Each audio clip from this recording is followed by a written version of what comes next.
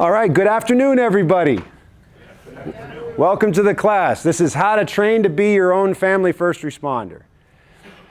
My name is Klint Macro. I have to do the obligatory kind of tell you what I'm about and some of my credentials so that you have a little bit of faith that you're listening to someone that knows what they're talking about. I'm the founder of the Trigger Pressers Union. That's my company. My company's 10 years old now. I started it in 2013. I'm the co-founder of National Train-a-Teacher Day, co-founder and the sole administrator right now. National Train-a-Teacher Day is a grassroots movement from volunteer instructors from across the country. We offer training to teachers, school staff, administrators, and anyone that works with youth in a leadership capacity free of charge on the designated day. This year it's June 22nd. I'll speak a little more about that in a moment. I'm also the co-host of Meet the Pressers. Meet the Pressers is my podcast. I've been doing that with my partner, Matt Mallory, and I. Been doing Meet the Pressers now for, I think, 6 years now, maybe six. So we've got some good content that we put out. I'll talk more about that as we move further on. I'm the president of the Allegheny County Sportsman's League, and I'm also vice president of Firearms Owners Against Crime Institute for Legal, Legislative, and Educational Action. I'll touch on that a little bit more. How many Pennsylvania residents do I have in here? Excellent. Excellent. Well, we'll talk about that, but we'll also talk about the importance of supporting your state-level Second Amendment organizations. It's very important. I'm a Personal Defense Network contributor. Personal Defense Network is an online service that has lots of free stuff, so exhaust all the free stuff before you pay for a subscription. But you can also subscribe and get videos, and there's lots of personal defense content on there. It's a really great resource. And every year we do a PDN training tour. So I have tour dates on the tour. I'm one of, I think, 8 instructors that are putting classes on across the country under that label. My certifications are from the NRA. Got my first certification from the NRA years and years ago. NRA training counselor, a practical pistol coach development staff. There's only one of me in the world. It's a program that unfortunately got put on hold a couple years ago, but it's still on my card, so I like to say it. Makes me sound special. I'm a USCCA senior training counselor. I do a lot of work with the United States Concealed Carry Association. Also with ICE Training, Rob Pincus's company. A lot of the material you're going to see here is based on Rob's teachings. Rob has been one of my mentors for years, so if you write down Rob Pincus, check him out. A lot of his content's on Personal Defense Network. Also heavily involved with Saber pepper spray, ASP. I just recently was certified by ASP. They make batons and stuff for law enforcement. They have a really great civilian pepper spray course now that's come out using their Defender product. We'll touch on pepper spray a little bit later on. As mentioned before, Project Appleseed. Project Appleseed is a rifle marksmanship and heritage program. I highly recommend you guys look into that if you like to shoot rifles and if you're interested in history. Very, very cool program. And lastly, that's listed on here, these are select credentials. I'm a graduate of Massad Ayoub's Deadly Force Instructor course, which was a very long week and an amazing opportunity to work with a legend. If you don't know who Massad Ayoub is, I'm going to mention him a little later on, but definitely someone you might want to look up and Google. But all this stuff, it don't matter at all, because all that matters to me is I am my own family first responder. To be your own family first responder, it takes discipline. It's not easy. And it's real easy to get apathetic, lazy, forgetful. But we have to discipline ourselves to be the best we can. We want to be the best family first responder we can.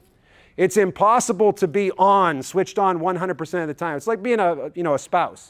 I want to be the best husband I can, but I'm not. There's days I'm pretty awful at it. But I try, I strive, I work hard to be the best that I can. It takes discipline. So this is kind of the same thing. So one of the key things that I want to express here is if we are able to keep our eyes open, collect and process information, and make good decisions, we are less likely to find ourselves in a situation where we might need to use a level of force to defend ourselves and our family. Now, there's no guarantee. I'm going to say less likely. Always avoid absolutes is something that I recommend to my instructors. But we want to stack the deck in our favor, and that's what this program is about here today. It's not just about the gun, although the gun is part of it. It's a whole host of things, and it all really starts with a defensive mindset. Now, you too can be your own family first responder. I'm sure some of you already are. Some of you are considering taking that step, taking on that responsibility to be your own family first responder.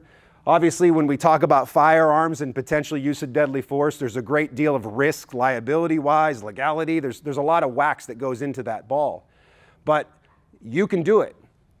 I'm sure there's somebody in your life that if you were gone, it would be very bad for them. And I'm sure there is someone in your life, if they were gone, it would be very bad for you. So your family is worth protecting, but you are also worth protecting too. A lot of men, for instance, will have a different standard. Well, what would I do if my family was with me? Or what would I do if I'm by myself? What does it matter? You got to protect your kid's daddy too. So think of it that way. Think of it more holistically. But you guys can do it as well. Now, the first thing that I want you to do is just kind of think to yourself and do a self-check. Now here, I'll point some of these out specifically. Are you distracted? Now, right now you may not be, but when you're walking down the street or you're looking around somewhere, are you distracted? Are you obviously non-observant? Well, that can be a problem. If you catch yourself doing that, well then what's the opposite to that? Be observant. Pick your head up, look around, collect and process information. Are you sloppy? Are you meek? Do you look down when you walk? You know, like Charlie Brown. Do, do, do, do, do, do. You guys ever see Charlie Brown? Yes. He always puts his head down when he's sad, right? So that is something that we want to try not to do. Do you keep your head up? Do you look around? Do you get brief eye contact with folks when you come into a room? You know, now there's, everything in life is a balance, so we don't want to stare people down.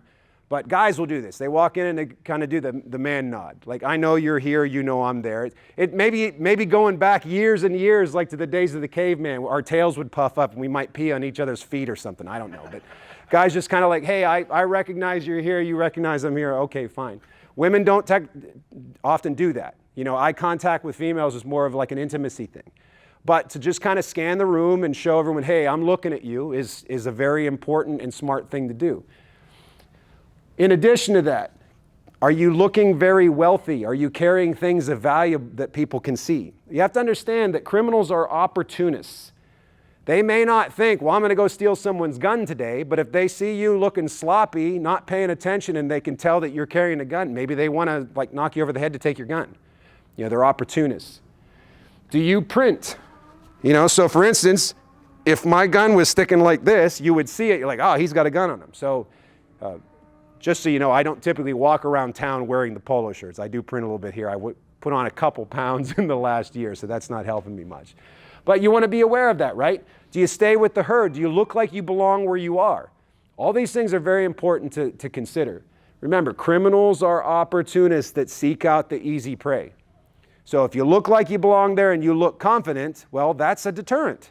A lot of the techniques that we'll talk about they're tactically proactive. Like if I look around, I can see things. I can make choices about things. I can identify things, scrutinize things. But also, if I'm looking around and a bad guy sees me looking around, it's a deterrent. Bad guys are less likely to attack someone that's paying attention.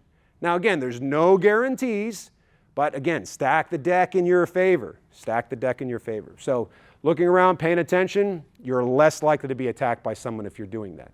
And if you were, you're more likely to see that something is developing and maybe put a plan in place. Now, a key point to remember, I make sure everybody in my defensive classes understand this concept. How many of you guys ever heard of the Tueller drill or the 21-foot rule or the Tueller exercise or experiment? Okay, Dennis Tueller was a Salt Lake City, I think a sergeant at Salt Lake City Police Department back in the 80s. Anyhow, he did some experiments. There's some controversy over actually why he did this. But basically, through his experimentation, he found that an average person could cross 21 feet in less than a second and a half. And I say average. In a lot of the tests that I've seen done, I've seen people who were like grossly obese and like not fit at all still be able to cross that distance in that amount of time. And if you look at other data, the average person can get a gun out and shoot one round, maybe two rounds in about that time as well. So what was concluded was, in the amount of time someone rushed at you, they were able to stick the knife into your chest before you could get the shots off. So this is very important for us to understand. Now these are average times. Obviously, I've seen people run the Tueller, exercise and experiment in class. They've done it, with non-lethal tools. I've seen them actually do it faster than that. And I know some guys that have, sub 1 second draws and stuff. That's a thing as well. But we want to look at what's the most likely thing to occur here. So this teaches us if someone has the opportunity, has a weapon that they could use against you, and they're showing intent to harm you and they're within 21 feet, they absolutely can be considered a deadly threat. And this is covered time and time again in court. And so what a prosecutor will do will say, well, Mr. Macro shot this guy and he was 21 or 22 feet away, and they'll take a tape measure and they'll hand it to the person in the front of the jury box. And he'll go like this, okay, this is 21. You know what, let's make it 20 feet. And then he'll take like a wiffle ball. Am I a deadly threat? My goodness, am I a deadly threat? Yeah, you're damn right he is a deadly threat. They'll play it down. And then of course, that's why you pay a lawyer and you've got money to pay for expert witnesses, and they come in and they show the exercise, they show the data behind it. So I think it's very important you understand what Tueller teaches us. Now, with that said, I don't want you to think if someone's 22 feet, you're safe. If they're 20 feet, you should shoot them. No, that's not what I mean at all. Obviously, every circumstance is individual and requires scrutiny. But if someone is threatening you and they do have a tool and they show intent and they're within 21 feet, it is absolutely reasonable to consider them as a deadly threat. Oh, by the way, you can watch Mythbusters.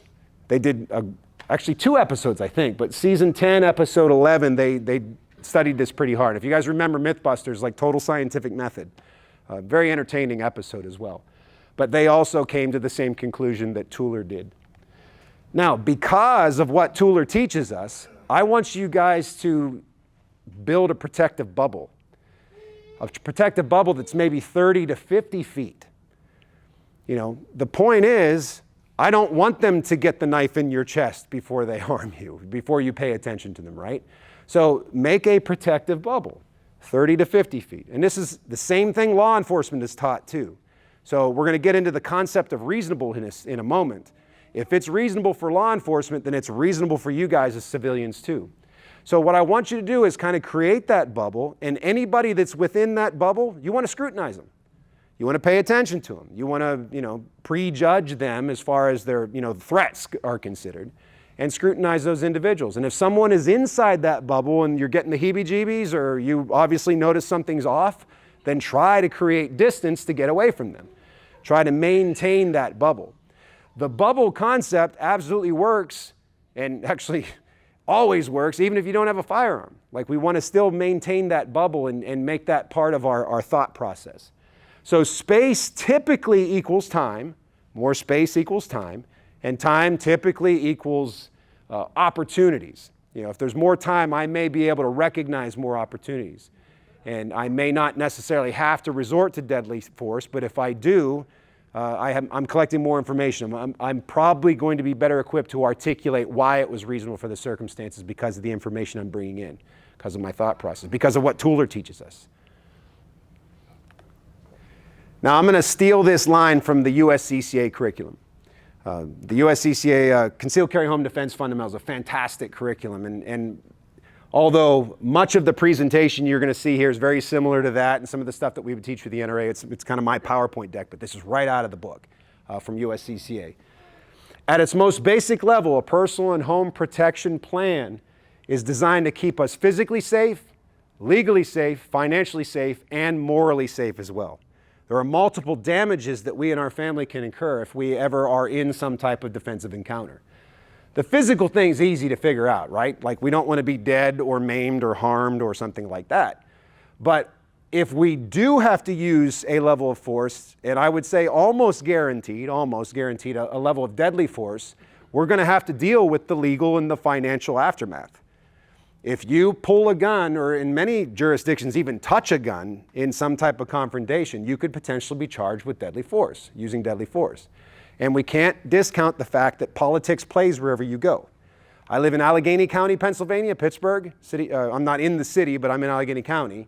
And knowing the politics of the DA there and how things work, if I use the gun and defend myself, I am most certainly going to be charged with a crime. Now, what that crime is, can't say, I don't know. But I should expect to be charged with murder because we want to stack the deck in our favor. If I don't expect to be charged with murder and I am, well, that puts me at a disadvantage. If I expect that the politics is going to say I'm going to be charged with murder, then I can start to formulate a way to combat that. Part of the infrastructure I'll talk about later on is having that legal aspect kind of covered. Now, with that said, the financial aspect, that takes money. That's time away from work. That's, paying bail, all those kind of things. But also, our training should help us to survive the moral aftermath. What does it mean to you guys when I say like a moral damage if you have to use force to defend your family? I'll just take one quick... How makes you feel? Yeah. To kill somebody. Yeah. I mean, you're going to have to look yourself in the mirror and tell yourself that that was the right decision to make, or it will haunt you forever. And even I know lots of people that have had that situation, it still haunts them forever. But if you can say to yourself and God, and your lawyer can hopefully say to the jury or the prosecutor, that because of your training, you recognize that there were no other options than use of deadly force, and this threat was reasonable for me to act in the way that I did, then you're less likely to get charged and convicted. Again, less likely, I can't guarantee anything. And you're more likely to be able to look yourself in the mirror and say, I did the right thing. But ultimately, you're here to protect your family. We're not here to kill anybody. We're here to protect ourselves and our family, and that's the most important thing. So consider that. There's more damages than just the physical thing. And I think a lot of times people just focus on the physical thing and they forget about all those other things that can happen. I will say this too. You may do everything absolutely right, everything, and you still might get charged with murder and go to prison. That's something that you have to consider. And whether that's right, wrong, or otherwise, that is the world we live in. And have a plan in place to deal with that as well. Key legal concept, reasonable. If you look at Black's Law Dictionary is like the dictionary that lawyers look at. So Black's Law Dictionary defines reasonable as agreeable to reason, just, proper, ordinary, or usual. Anything that we do, I think as human beings, really honestly, but anything we do as a family first responder, we have to be able to articulate that it was reasonable. So any action we have, any decision we make, we need to be able to articulate that it was reasonable. Now, is it fair to say that all of us in this room right now might think something is reasonable that other people in another room may not agree with? Yeah, absolutely. So reasonableness is a very objective standard that's applied super subjectively. And we have to keep that in mind. Those of you from Pennsylvania, if you know the state, like I grew up in Cameron County, Pennsylvania. It was up in the middle of the mountains in the woods, not many people there. More deer than people. Well, maybe not now. The Game Commission's kind of changed how the herd is, but that's another story. So anyhow, I guarantee you people in there think differently than people in Pittsburgh. People in Pittsburgh think differently than people in Philly. People in Baltimore think differently than, name another place. So we have to consider that too. What's the political makeup of where we are? That may affect the politics behind whether or not we might get charged. If there's an anti-gun prosecutor, they're more likely going to charge the gun owner. If there's a very pro-gun prosecutor on the other side, they might be less likely. So, of course, human bias goes both directions on that. But it's important to know that where you are. What does CYA stand for? Cover your ass. Aha! No, it doesn't. Now, it may in certain circles. No, it means can you articulate? I kind of gave it away in the last slide a little bit there. Can you articulate? As a family first responder, you have to articulate. So, can you articulate why you carry the gun you have? If you can't, then maybe you should reconsider your choice or think a little bit more about it. Can you articulate why you have the ammunition you have? Can you articulate why you put the gun where you do? Can you articulate why you carry a gun at this place and you don't in another? Can you articulate why you walk down the dark alleyway? Can you articulate? Because if we are called into that court system, we are going to have an answer for everything. So kind of think that way now. And better yet, based upon your training, can you articulate? That's huge. That helps your defense attorney a great deal. Well, based upon my client's training, they could articulate that this was a deadly threat because they were aware of what the Tueller drill teaches us. Or they were aware of this, they were aware of that. So articulating reasonableness is something that I would stress that you try to do. And think about that just in your everyday life. Make a game out of it. Why do I drive on this street and not that street? Can you articulate? If a lawyer said, why do you do that? Can you give a good answer? Now, I stole this can you articulate from Massad Ayub in his class. So I must give credit where credit is due. He did the same thing. What's CYA stand for? Everyone says, cover your ass. And no, it's can you articulate? Massad was on our show. Really great episode, and he gets into a lot more detail and depth on some of the nuance of like choosing particular types of guns. And one thing he did cover is, in his opinion, and I would agree with this, do not have Punisher logos or kill 'em all, let God sort 'em out, or any of those kind of sayings or slogans on your defensive firearms. That in cases he was involved with caused a lot of problems for the gun owners. So watch that episode. He'll expand upon that more. True awareness may buy us options. If we can keep our head up, look around, collect and process information, we're likely to recognize other potential options or maybe get ourselves out of Dodge, perhaps. Now, if you look at my article on PDN, I got one called Unicorns and the Situational Awareness Rainbow, which is kind of a play on words on that. But there's a way that awareness is taught. This actually stems from Colonel Jeff Cooper. If you guys don't know who he is, look him up. He's arguably the godfather of civilian firearms training. But basically, these are these different levels. And I think it originally originated with the Marine Corps back in World War II, I believe. So condition white is you're unaware of the people and things in your bubble. Now, you might be completely aware of your cell phone, but in your bubble, not so much. That's condition white. Condition white is what criminals look for. They're looking for people in condition white. So what I recommend is when you're awake, and certainly when you're in public, try not to go into condition white. Now it will happen. You'll catch yourself. Okay, fine. Catch yourself, recognize, fix it. You're going to go into condition white at home when you sleep. Everybody's got to sleep. That's okay. But that's why we have alarms and dogs and locked doors and things like that. There's infrastructure we can put in place to help give us the advantage when we actually do like legitimately go into condition white. So try to avoid that one. Condition yellow is simply aware of the people and things in your environment. Very simple. Just looking around. I see that there's a group of people here. I know the guy in the back. Like, okay, cool. There's my camera. The red light's still on. That's good. So that's just awareness. Be disciplined to be in condition yellow as much as possible. And if you catch yourself slipping out of it, fix it. Condition orange, on the other hand, is when we're alerted to a potential threat. So bump in the night.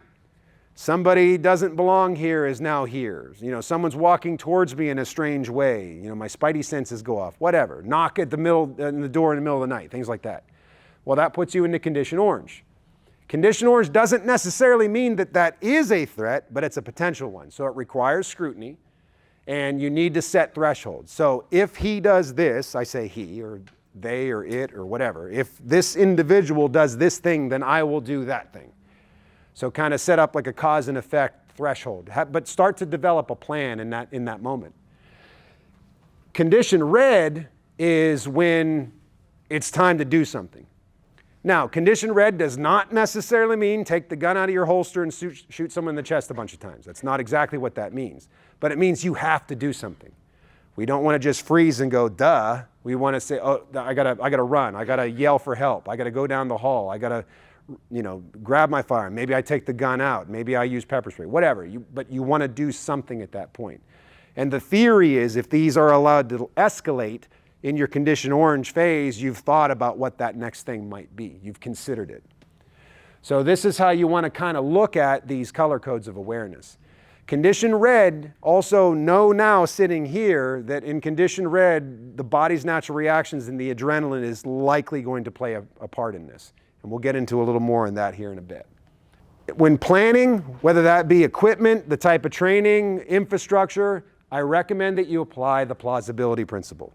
This is one of the things that Rob teaches, Rob Pincus, and this principle has sorted so many things out of my life. I even pay my bills using the plausibility principle. Everything in the world, everything is possible. Everything's possible. But it's impossible to prepare for everything. Does that make sense? So you got to look at your own individual lives. Your plausibility principle can be different than his and hers and whatever, but you got to look in your own life. Well, discount what's possible. Let's look at what's probable. What's the most likely thing that I need to deal with? Or what's the most likely thing I might need to use this tool for? Or, that's how you want to kind of approach it. Deal with what's most probable. Then as you get training or infrastructure or plans or skill sets, whatever it may be, how you apply this in the probable, then expand into the plausible. So that will happen after you develop a level of comfort or skill set with whatever it was that you were training. So for instance, I carry the gun and defend myself when I travel. I can't sling a carbine and walk around in public in most states without drawing a lot of attention or breaking a law, depending on the state that I'm in. So I carry a pistol. Well, that means if I'm carrying the pistol most of the time, and if I needed to use the gun to defend myself, it will most likely be the pistol because that's what I carry, then I should train a lot with my pistol. Get really good at that first. And then once I'm feeling good about that, then I'll take my rifle to the range and start working on the carbine and stuff. But too often, like I said before we started this, a lot of times people like to shoot this, like to shoot that, but they don't train with the gun they carry, they train with the thing they like to, and that's kind of misallocating their time and maybe their range availability.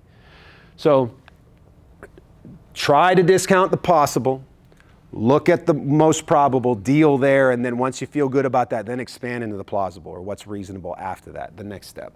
What is the most likely distance for an attack against a civilian? It's right there on the screen. Yeah, okay, there you go. See, I should have asked that before I flipped the slide. That's an instructive development. See, if you were my training counselor, you said, maybe set it up and then flip the slide, right?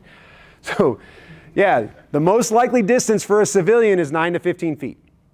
We get this data from Tom Givens. Tom Givens is a very prolific trainer. He happened to train a lot of people that ended up being in dynamic critical incidents. And it's because he's been training for decades across the country, but in Memphis. And Memphis is like for 4 decades straight, like the most dangerous city in the country, I understand, or one of. So a lot of his students that were involved in shootings, he looked at the data and interviewed them, and he kind of looked at the police reports and stuff, and he extrapolated that the vast majority, I want to say like 90-ish, or mid to high 90s, were in the 9 to 15 feet range. And so that tells us something. Using the plausibility principle, we as family first responders, as civilians, we should probably spend a lot of time in that distance getting really good with our gun and getting the gun out of the holster, getting hits on high center chest, those kind of things. And then later on, we can expand into putting them all in the same hole at 45 yards or something like that. So Tom says about the length of a car, about 9 to 15 feet. Now, understand, this is limited data. These are not thousands and thousands of cases. These are hundreds, but it's still pretty conclusive. When you look at the data, it's a really, really high percentage.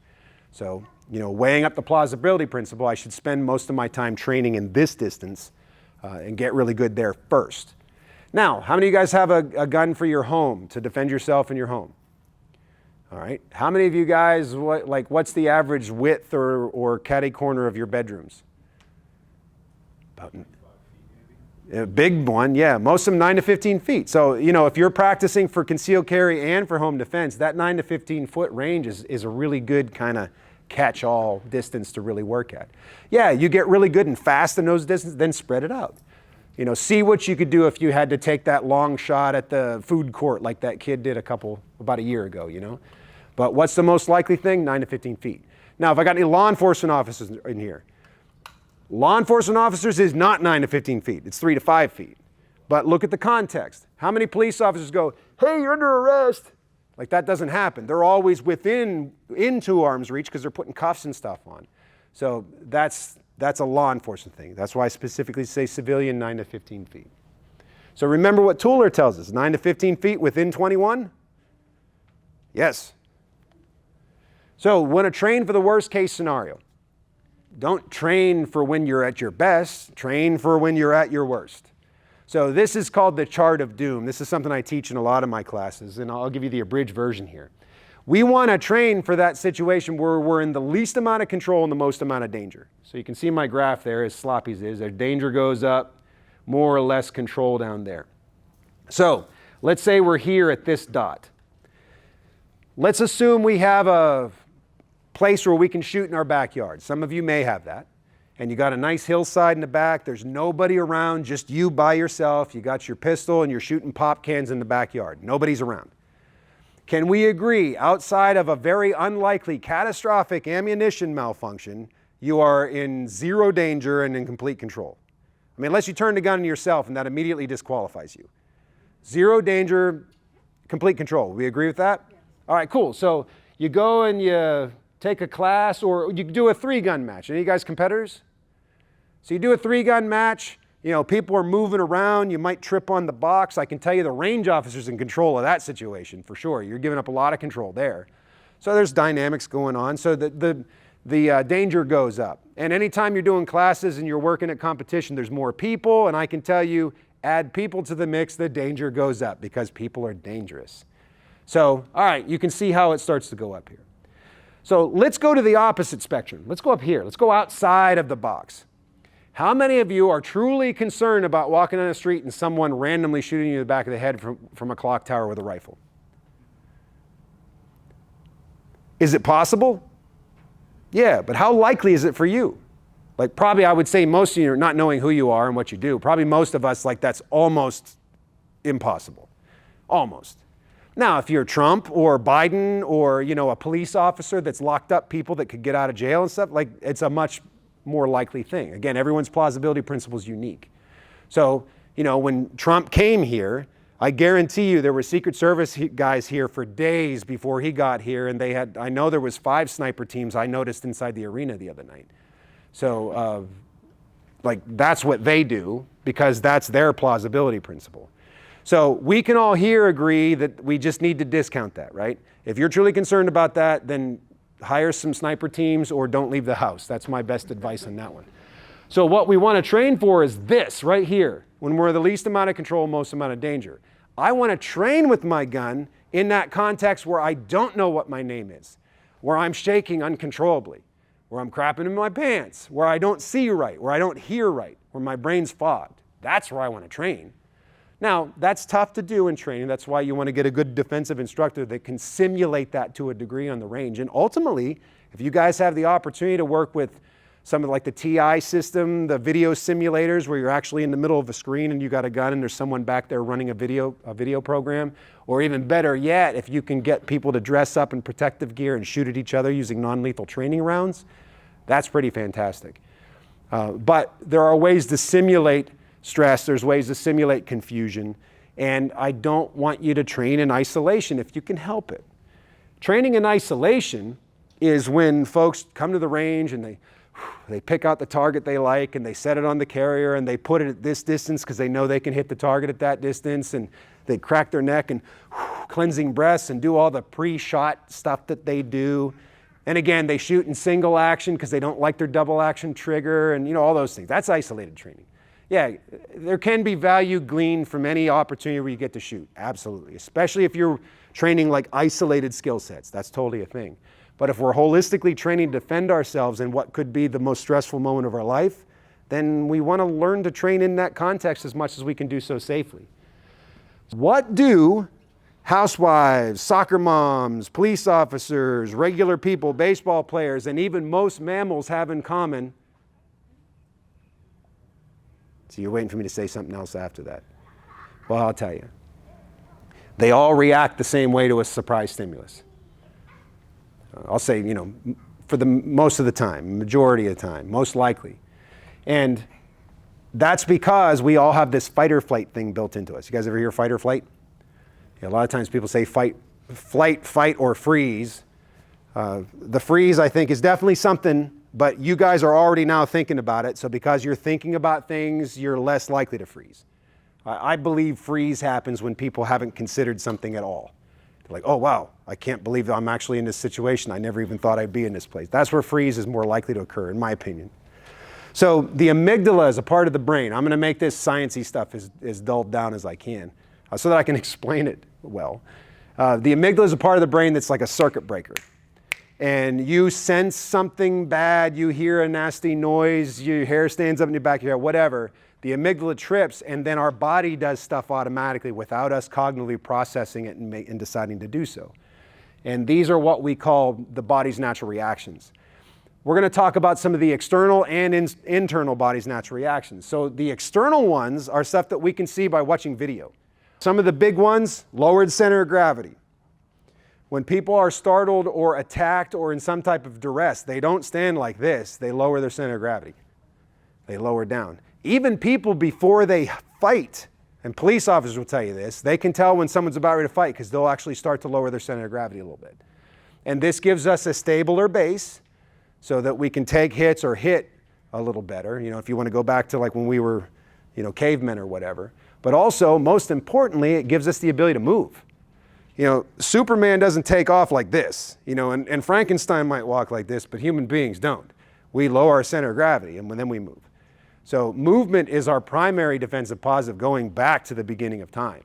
So movement's a big deal. Well, that starts with the lowering center of gravity. Head and eyes turn in the direction of the stimulus.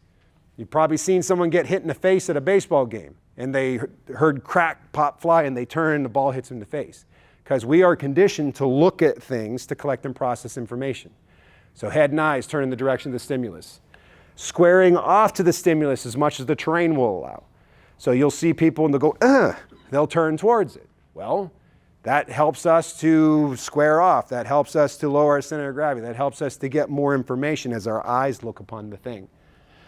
Both hands move protectively in line with the stimulus. We see that a lot. People go, and it might just be here, might be a small movement. I suppose if you got attacked by Godzilla, it might be that. But hands move protectively in line with the stimulus, something we naturally see.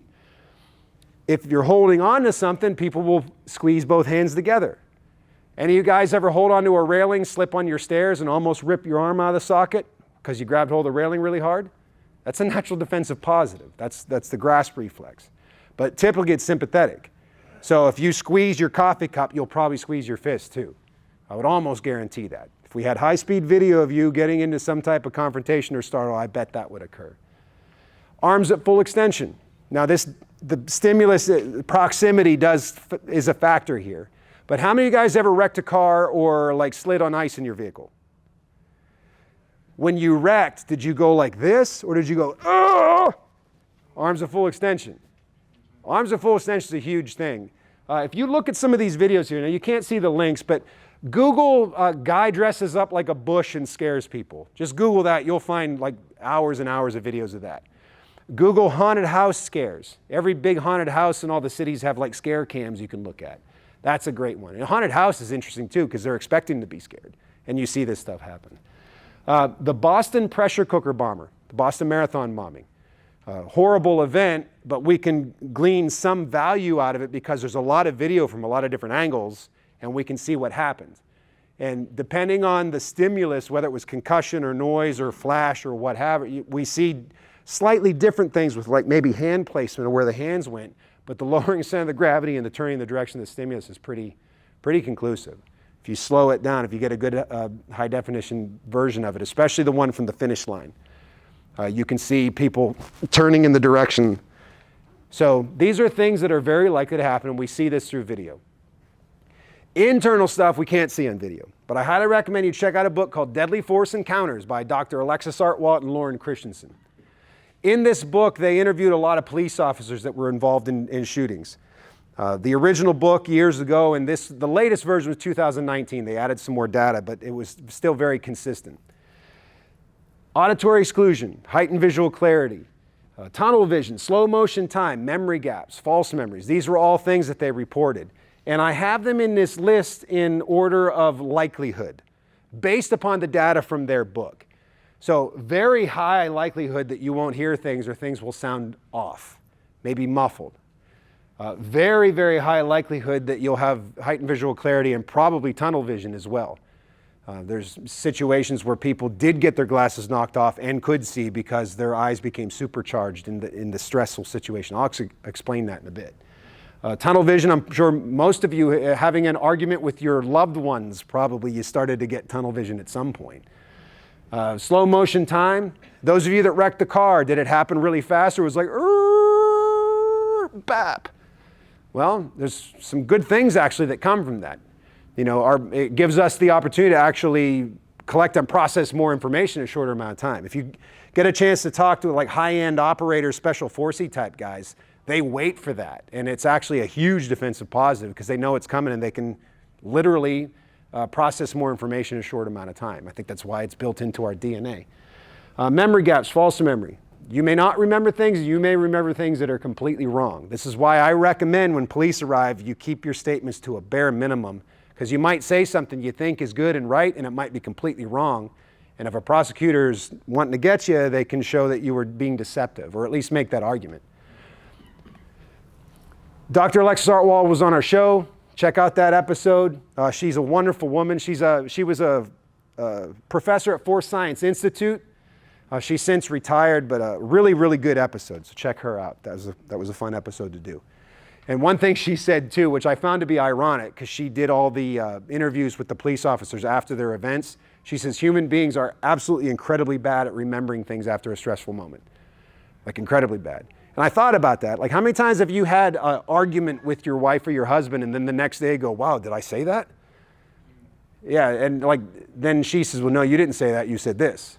And then it develops into another argument, right? So human beings are actually very, very bad at remembering things, according to Dr. Alexis Artwell. Now, all of this stuff, this fight or flight, kicks off with the adrenaline. And you guys get startled, and then you got the little fluttery things happening, a moment or two later. Well, that's the adrenaline. If there's something really life-threatening or something prolonged, a lot of adrenaline gets dumped into the system. And if enough adrenaline gets dumped into the system, a thing called vasoconstriction is very likely to occur. And what vasoconstriction is, the capillaries in the extremities, so the legs and arms and hands, they shunt, kind of like pinching a hose, a garden hose. And what that does is it helps to redirect the blood flow to the core of the body, to the big core muscles, and to the brainstem and the eyes ultimately too. So it allows us to be supercharged. You hear stories about mothers picking cars up off of babies and folks running faster than they ever could and people hitting harder than they ever could. That all starts with the adrenaline. So if that shunting of the capillaries happens, the blood flow is redirected to the core and to the brain, and things get a little bit supercharged. When it goes to the brain and to the eyes, it allows for a higher capacity for work. And that's like where that slow motion time works, and people actually see like really, really awesome vision in that moment because of the higher capacity for work. Now, when you look at the eyes, and this is a very simplified explanation of it, but in essence, there are rods and cones. Cones are concentrated in the center of the eye, rods in the periphery. So the rods pick up flashes of light, changes in contrast, basically like movement. The cones in the center are the things that see color and fine detail. So in a situation where your head and eyes lock on the thing, whatever that stimulus is, and the vasoconstriction occurs and the blood reroutes, and we supercharge that part of the brain that controls the eyes, we get a stupid high level of information flowing in from the center of the eyes because there's a higher capacity for work. Now, if you look at the spinny wheel of death, and you guys have a Mac computer, you're aware of that logo or that emblem. Think of it like that. If you have 5, 6 programs running on your laptop, ultimately some of the programs get the spinny wheel of death because the processor is reallocating resources to the dominant program. This is exactly how the eyes work in this situation. So it's not that your periphery doesn't work, it's just there's so much information coming in from the center, it kind of puts the spinny wheel of death on the stuff that's coming in from the outside of the eyes, and therefore you get the tunnel vision. So all these things are actually meant to be a defensive positive. But Lieutenant Colonel David Grossman, I'll reference him in a minute, he wrote a book called On Combat. He was the first to really talk about this stuff and tell people to incorporate it in their training, because this would happen and people thought, oh, there's something wrong, I'm screwing up, I'm messing up. But these defensive positives are built into our DNA. So I want you to recognize that. Another thing that occurs in this situation, or could occur, is endorphins get put into the body. And the endorphins are kind of like a way to dull down the pain. Now there's several different types of endorphins. You get endorphins when you hug a teddy bear and eat chocolate. But in this case, the endorphins would help you to feel pain less. So that's important to know. So that's a defensive positive. Maybe I can hit harder, and if my hand's busted up, I can still fight. But also, after the dust is settled and you and your family are safe, you need to check yourself because you may be hurt and not know it. Now let's play a scenario here. So this picture I found on the internet, but let's think back days of the caveman. So you're eating a piece of meat and a tiger jumps out from the darkness at you. Lowered center of gravity, turn in the direction of the stimulus. Lowered center of gravity gives me a higher base, gives me the ability if I need to move. Hands move protectively in line with the stimulus. I look at it, eyes are doing its thing, I've got fine detail, I can see changes of behavior on the tiger at this point in time. Hands move protectively, the tiger bites my hand, doesn't bite my throat. Vasoconstriction has occurred. I've got less blood flow in my hands. It's going to my chest. He bites my hand. I can hit harder than I ever have in my life, and I don't feel the pain. I fight the tiger off. Tiger goes away, and ultimately, or lion, whatever I said, and ultimately the blood flows back after I started to clot up. This is all theoretical, obviously, but all of these things that can occur are absolutely defensive positives, and therefore I think need to be considered when we're training. So this is a fact. You have to be highly, highly trained or a psychopath to be good at killing. But human beings are incredibly good at defending themselves. Incredibly good. Why? Because we have these defensive positives built into our DNA. So harness that energy. Accept it. Build it into your training. Yes, ma'am? Do those defensive positives change as we age? I think that's possible, sure. And I will say this, they won't all happen at the same time. They may not happen at the same time. Some may happen in one instance and not another. When you get a chance to interview like guys that are in harm's way a lot, they'll all articulate at some point in time they experience some of this stuff. This happens all the time, someone will say, or this happened to me once or twice or whatever. So there's no real way to predict it. But figuring out the plausibility principle in that chart of doom I talked about, we should train figuring that all of them are going to happen 110%. Then that way, if I can perform in that context, well then if I've got a little more wherewithal or I've got my periphery or if I saw something coming, I have a better chance of getting through that situation using less time, effort, and energy. Now, if you want to read more, he talks about this on Killing. It talks about how human beings aren't actually designed to kill people, but they're very good at defending themselves. That's a good book on killing. And you can see the episode we did with him. So let's talk about the difference between response and reaction. These terms get interchanged a lot. But here, I'll explain it to you using an example. All right, so let's say you, sir, and I are out in the parking lot throwing a baseball. So he throws the ball to me, I catch it, I throw it back. Ball lands right where his glove is. We weigh the trajectory, we figure the speed, we throw it at the velocity we need to, and we're just back and forth. So I see, I calculate, I do. Now, on the other hand, 4th of July, I'm burning hot dogs, and he's a Weisenheimer because he drank some beer, and he whips a baseball at my head. And all of a sudden, I see this flash of white come out of my corner of my eye, and I go like this, and the ball hits me on the hand, doesn't hit me in the head. Reaction. Response, see, act, do. Reaction, the body recognizes it. I don't cognitively process it, and I do something without doing it. Does that make sense? It's the body's natural reaction. So with that said, we want to strive to be in condition yellow. Keep the head up, look around, collect and process information to give us the opportunity to respond, but we want to train for, didn't see it coming, I'm condition white, don't know what my name is, and I'm crapping my pants. That's the difference. And I think if we do that, we are much more likely, A, to avoid confrontation altogether, because if I see it coming and I recognize a way to get out of there and I'm thinking defensively, I'm less likely to be in that situation. But I'm much more prepared to deal with that situation if I've trained for that situation in that context if I didn't see it coming, it was a complete surprise. So train for the reaction, strive for the response. Now, there are learned responses to add a little more complexity to this. How many of you guys play guitar in here? Or piano? Okay, fine. A couple piano, I know there's a piano player back there. It's not natural for human beings to play guitar or piano. That's not a natural thing. So it takes time to learn how to do it. Now, you may come across that 1 in a million savant that just can sit down and do it, but that's the unicorn. So it takes time to be able to do that. And to get to a level of competency where you can play, not even worry about the fretting of the chords and just kind of feel where the music is and play off the crowd and the other musicians, that takes time to do that. So you have to, perfect practice makes perfect, or however that saying goes. That takes time, effort, and energy. Okay, well, the more you do something consistently, the more likely you will be able to do that in a stressful situation. Absolutely do not argue with that. However, there are some things that are intuitive. They work well with what the body does naturally. So we've all learned this one. If you guys have kids, they learned it too, probably. So it's not born into our DNA to be fearful of the red hot glowy stove in the kitchen. But it's a natural born survival positive to stay away from heat and not get burnt.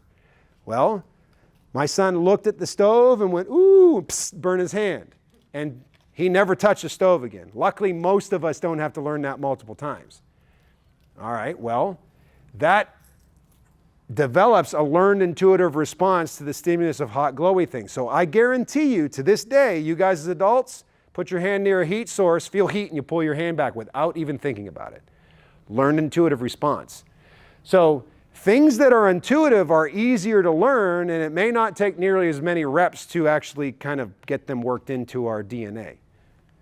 What I'd like you to do, especially if you're just beginning in shooting, learn how to use the gun in a way that works well with what the body does naturally. So some examples here. Get your eyes focused on the target first. Look at the target first, because your body's probably going to look at the thing first if it's a threat to you. So look at it first. Eyes on it first. Natural neutral shooting position. Lowered center of gravity, kind of squared off in the direction of the stimulus. Don't worry so much about foot placement. Both arms at full extension. It's very intuitive to get both arms at full extension. Something outside 2 arms reach, right? And prioritize bone support over muscles. So if you muscle the gun, you can shoot well there, but it takes brain power to control the muscles. So take advantage of the bone support. So this is a great way to begin your training, and it works very well with what the body's likely to do under stress or duress. We don't want to train in isolation, and we want to train in as much context as we can so that we can learn thyself, know thyself. So the only way you can know yourself is if you train in as much context as you possibly can do so. What is the context of civilian firearms training? Well, let me ask you this. Do we know when we will be attacked? Do we know where we'll be attacked? Do we know who's going to attack us? If we did, we wouldn't go there or be around that person, right? All right. Do we know how many shots it'll take to stop an attacker? Nope. Do we know how long it will take for police to arrive? Nope. Do we know what the police are going to do when they get there? We might have an idea, but do we really know what they're going to do? No. Do we know how a prosecutor or jury is going to interpret our decisions if we're called upon the witness stand? No. Why do we train like we do? Too often training assumes we know the answer to those questions. There's no way to know those questions. So don't shoot the same amount of rounds every time. Incorporate a little bit of chaos into the training. Maybe have 2 types of targets and have someone call one or the other, so you got to figure it out before you shoot. That's a little more contextual than just developing a stimulus response pattern of beep, I shoot that piece of paper. Use visualization in your training. So don't just beep, shoot a piece of paper. Beep, imagine that piece of paper is someone in your home trying to hurt your kid. And then when you do shoot, imagine that attack ceasing and let that be your reason to stop pressing trigger. I get into a great deal of depth in this article right here. Unpredicting the unpredictable in the square range. Actually, I'm very proud of that article. But you can visualize that paper target as some bad guy in your hallway. And actually, if people are really truly intellectually bought into this, the brain has a hard time telling the difference. You'll see people's heart rates get up. I've seen people get a little bit agitated on the line, and people's breathing changing even. The imagination is like an amazing, amazing thing. And the brain has a hard time telling the difference. You guys watch a movie, you're in a theater, you're next to whoever, you're eating popcorn, but all of a sudden your heart rate goes up and you start to get adrenaline in some cases. Brain doesn't know the difference. So take advantage of that power. So get your eyes on the target first. Use that natural neutral shooting position. But even then, mix up where you put your feet. So square it off, maybe I shoot a little bit, get good at shooting with this one back, get good at shooting with this one back. Because stance is really dictated by terrain, and I don't know where I'm going to be. Even if I'm defending myself in my home, my stance is going to be different if I'm here or if my foot's stepping on a Lego. My stance is going to change, right? So try not to make that consistent. Mix that up. Your defensive mindset should be your primary tool in your defensive infrastructure. You have that always, even when you don't have a gun. I travel to New York and New Jersey a lot. I can't legally be armed there. I'm not defenseless.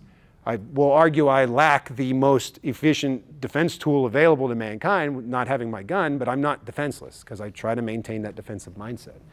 So firearms, carry permits, defensive ammo, holsters, extra magazines, flashlight, communication device, a less lethal option perhaps, a med kit, a USCCA membership, a firearm storage device. These are all things you should consider having in addition to the gun or in lieu of the gun perhaps. So we'll talk about some of these specifically. So let's talk about the right firearm, or maybe the best firearm, tool of defense. Is that a good option? Absolutely. Yeah. Yeah, well, let me say this about that. This may upset some people in the room. Modern revolvers are really no different than that, just the ammunition's different. So that is probably not the best tool available at this point in time with the technology we have. Is this a great option?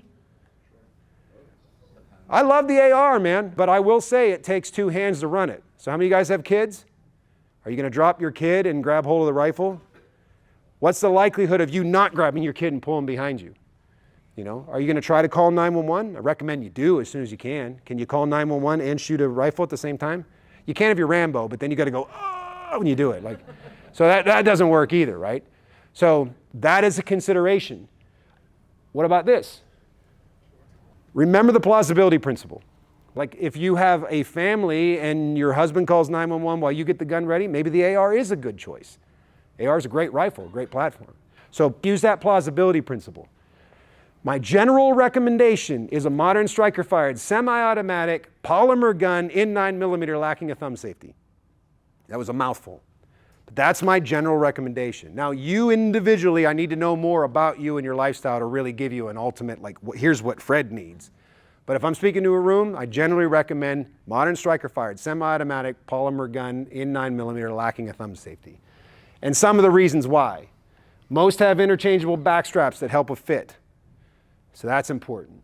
Most have a lowered bore axis and a lighter slide because of the internal design. Lower bore axis, lighter slide means you can probably shoot faster and recover the recoil with less work, which is going to mean quicker.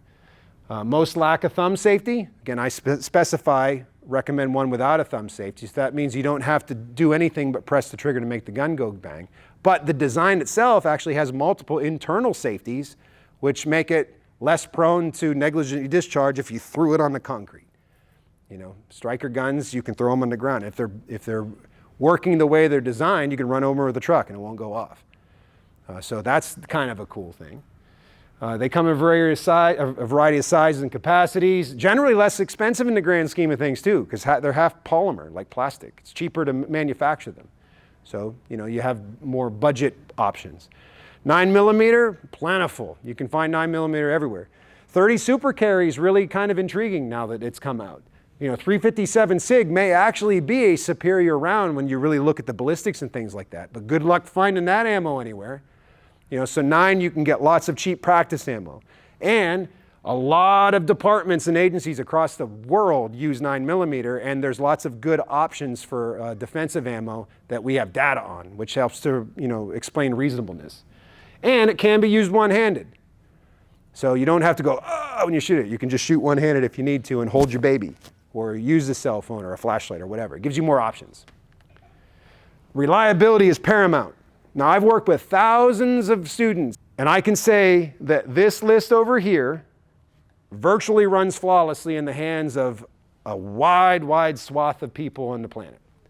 Now, provided they're holding the gun still when they shoot. They're not allowing the gun to move around. But if they got a good grip and they've got good support behind the gun, these guns right here run virtually flawlessly. Now, with that said, these guns over here do pretty darn well too, but with all candor, I've not seen thousands of Canics on my range yet. I've seen a lot of them. So far, very impressed. How many guys are firefighters in here? Anybody? Got one? All right. Anyone scuba dive? All right. Well, let me tell you, no firefighter in his right mind is going to go into a burning building full of smoke with a mask that kind of fits. Like, that's not a thing. It's got to fit. Any competitive shotgun shooters in here? Like, competitive shotgun shooters shoot shotguns that are fit to their body. Like they would laugh at doing anything else. So the gun's got to fit. Well, there are some real simple things you can do to check to see if a gun fits. There's 2 fit points. One is the grip angle and one is the thickness in relation to your strong thumb knuckle placement. Thumb knuckle, the strong hand, needs to be on the support side of the gun. If it is not on the support side of the gun, at full extension, it's likely going to Dutch the angle of where the gun points. The grip angle, it needs to point where you're looking. Now for me, this is my hands here. If I just drive the gun to full extension and just close my eyes and let my body point the gun, the M&P points like 1.5 inches, 2 inches low. The Glock, even Steven. Just the Glock angle fits my hands better. I've had plenty of people where the Glock points up a little bit. So, everyone's going to be a little bit different here. But you can do this at the gun shop without even shooting the gun. Get a perfect 2-hand thumb forward grip, close your eyes, drive the gun to full extension, and then look. And if the slide is level, it's probably going to point well for you. Now, people don't recognize this if you're a front sight shooter all the time. If you're a front sight shooter, you pick the front sight up, you do whatever movement around to get the thing lined up, and it's all good. But I believe, based upon plausibility and the physiological changes that are likely to happen, I'm going to train that I can't even see my gun. I'm going to train that I don't even see the front sight. Well, if that's the case, then the gun needs a point where my body points it. And if you do use your sights, I'm certainly saying if you can use your sights, use them, then the gun's going to be in a much better place to pick them up a little bit faster. So grip angle, I think, is a huge component that most people don't pay any attention to. Single stack, double stack. Single stack, it's thinner, it's going to conceal better. Double stack has more ammo. Ammo is a consideration. Do you want to have more ammo than you need or wish that you had more than you got? So that's important. So how many shots will it take to stop an attacker? You guys know? The answer is no. Nobody knows. And if anyone tells you they know how many rounds, I would really consider throwing a flag and spray snake oil over them, because nobody knows that. There are averages. We can look at data. The average, I think, is 3.56 shots. But we have no clue how many rounds it's going to take if someone attacks you. I think it is very reasonable to say it will likely take more than one round with a pistol. That's pretty conclusive. It will likely take more than one round. So Google this. I'm not going to play the video, but Google this, Montgomery County Sheriff and guy with a stick. Montgomery County Sheriff, guy with a stick. You'll find the video. Has anyone seen this video? How many rounds did it take to stop him? 12 rounds. Bap, bap, bap, bap, bap, bap, bap, bap, bap, bap, bap, bap. Then he falls down. 12 rounds. Now think about this. 12 rounds, you guys can watch the video when you get a chance. Think of the gun you carry right now. Would you have had, if that sheriff was using your gun, would he have had to do a reload in the middle of that to get to round number 12? If you carry a revolver, how fast is your reload? Jerry Michalak can reload a revolver faster than I can. If you don't know Jerry, he's like the fastest competitive shooter in the world. He's amazing. But he's the unicorn, right? That's not me, that's for sure. And I'm reasonably competent. So think about that. If it could potentially take 12, does your gun have 12 in it? Now granted, some states you can't have more than 10 rounds. That's a thing, right? So then, okay, get real good at doing reloads and have an extra mag on you if you can. But, consider that. How many shots does it take? Do you have enough hardware on you that you could maybe stop someone if it did take 12 rounds? Full metal jackets are great to train with. I do not recommend using them as a carry in your carry gun. They are designed to go in and come out, and we don't want to hit innocent bystander. So I recommend a jacketed hollow point or a bonded jacketed hollow point. There's lots of videos on Personal Defense Network if you want to learn the difference there. But the hollow points are less likely to over-penetrate. And some of the advantages, more surface area because they expand. More surface area means more energy transfer, less likely to over-penetrate, more likely to stop the attacker with less rounds. It's more humane. I'm not out to kill anybody, but I want to stop that guy from harming my child or hurting my wife or raping her or attacking, whatever the case may be. I want to stop that. So if I can stop them with 3 shots instead of 6, well, so be it. I'm not out to kill anybody. And medical science is actually really good. Pistol rounds are remarkably survivable. So if I can stop him and not have to dispatch him to hell, well, that's better off, because I just want to stop him from hurting my family. So it's more humane. And used by many agencies. So, we can find a particular round that a lot of agencies use so we can establish reasonableness, but also take advantage of all the studies that law enforcement does when they look at the ballistic properties of different rounds. So I'm a big fan of Gold Dot. It's a little bit older technology, but a lot of agencies use it. Winchester Defender, Federal HST, those are very popular. There's a lot of really good defensive rounds out there, especially in 9mm. So do a little research on that. But I recommend do not carry FMJs in your carry gun, full metal jackets. All right, non-lethal. Well, what if you are somewhere where you can't carry the gun? Do you have a tool that you could use? Do you have children that you want to help them have some level of defensive tool on them, but they can't carry a gun? So pepper spray is a good option. Not nearly as efficient as a gun, but it sets a deterrence. So if I spray the pepper spray on the person or in front of them, they have to come through it to get to me, and they're less likely to do so. So the Saber Red, fantastic product. The Asp Defender, another fantastic product. It works slightly different. Actually, it's the same formulation. Actually, Saber makes the pepper spray for both of them, different delivery device. But get some training on how to use it. Saber Red is not Banaka. You don't use your finger. You got to use your thumb like that. If you use your finger, it will shoot high and to the left almost every time. And the Asp, it kind of puts like a fog, a shield. So if you spray it, you run. Don't stay there, it's going to get on you too. So you spray and you run. That's what you need to do with it. So first aid. How many guys have a first aid kit? Keep it with you all the time? I actually carry this uncomfortable thing on my ankle every day. It's a pain in the butt. I got it on me right now. I know a couple of you in here have them. And it's one of those things, actually, it works very well to remind me to put all the other garbage on me. I say garbage, not really. It's all defensive tools, right? But weigh up the plausibility principle. What's more likely to be needed as a human being, a tourniquet or a gun? Yeah. And if you use a gun, is it likely you might need a tourniquet?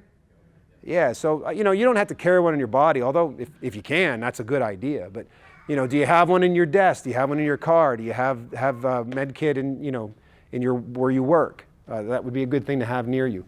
Tourniquet, compression bandage, chest seals, hemostatic gauze, some type of way to cut clothing if necessary. All good things to have in a kit. I highly recommend reading the First Aid Fundamentals, Emergency First Aid Fundamentals from USCCA. It's an amazing book. There are instructors that teach that curriculum and put on classes as well. Matter of fact, USCCA has like an e-learning class that's really, really good as well. But check that book out. It's probably the best first aid book that I'm aware of. Tourniquets, there's cat tourniquets, soft T. I like the SAM XT, that's a relatively new one. Any one of those are really reliable. The cat and the soft T, tried and true, lots of data on. They've been used in the military for decades. But there are other tourniquets out there that may work in very specific cases, but these are kind of like, those two in the top especially are like the Ford F-150 of tourniquets. Do you guys sleep and shower with your pistol on you? Anybody? No. So you got to take the gun off at some point, right? Well, where do you put it when you take it off? Well, I recommend investing in a good lockbox. A safe is a great way to store guns, but try to get in a safe like when you're under stress. Good luck with that. That's not a thing. So I really like the Vault-Tec and the Shot Lock. Vault-Tec was a sponsor of PDN Training Tour for the last couple years. You want to invest some money in that. Guns must be stored, unloaded, separate from the ammunition, and inaccessible to unauthorized people. I think everyone on the planet, pro-gun, anti-gun, would all agree on that statement. Now, if it's staged, it may be completely reasonable to have a round in the chamber or have ammunition with it. So those of you that carry a gun in your holster, you're actually staging a gun on your body. So that may absolutely be appropriate. If you're carrying it on your body, I would definitely say a round in the chamber is a must, and train to be comfortable with that. But the trigger guard has to be covered if there's a round in the chamber. Now, however it's staged, it still needs to be inaccessible to unauthorized people. So we don't want to just leave a loaded gun on the nightstand and then leave the house or have kids running around. Obviously, everyone's lifestyle choice can be different. But if it's staged, it still can't be accessible to unauthorized people. Now, with that said, some jurisdictions may have laws on how you have to store guns. So you got to play ball in whatever jurisdiction you're in. So I'll just make that blanket statement. Now, training. You can train every day of the week. Now, live fire training is great, shooting real rounds on a live fire range, but make sure there's purpose to it and you have someone that can critique you and can coach you. That's important. Contextually appropriate defensive training is important if you're going to protect yourself. Dry handling, you can do some stuff dry. You can do dry stuff. You can do Manus X, they're a booth downstairs, sponsor the show, check them out. Cert pistols, a lot of things you can do. Videos. Train every day, do something, and create a logbook. Keep track of that stuff. That's good to keep track of because that could also help your defense attorney if ever you did happen to step in front of a prosecutor. There's an article on PDN, The Well-Balanced Diet of Training. Go ahead and check that out. That'll give you some more ideas. Get your plastic card. Even if you live in a constitutional carry state, I still recommend you get your carry permit.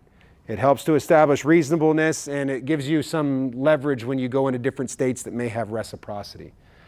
Get your USCCA membership. I'm a big fan of USCCA. I think it's the best out there. Been a member since 2013, and it can help you with that legal and financial aftermath. When you're in the legal system, you're in the front car of a roller coaster in a straitjacket, chained in the front. Ain't nothing you do but ride it out. You need a lawyer and money to pay for it. This will help you with that.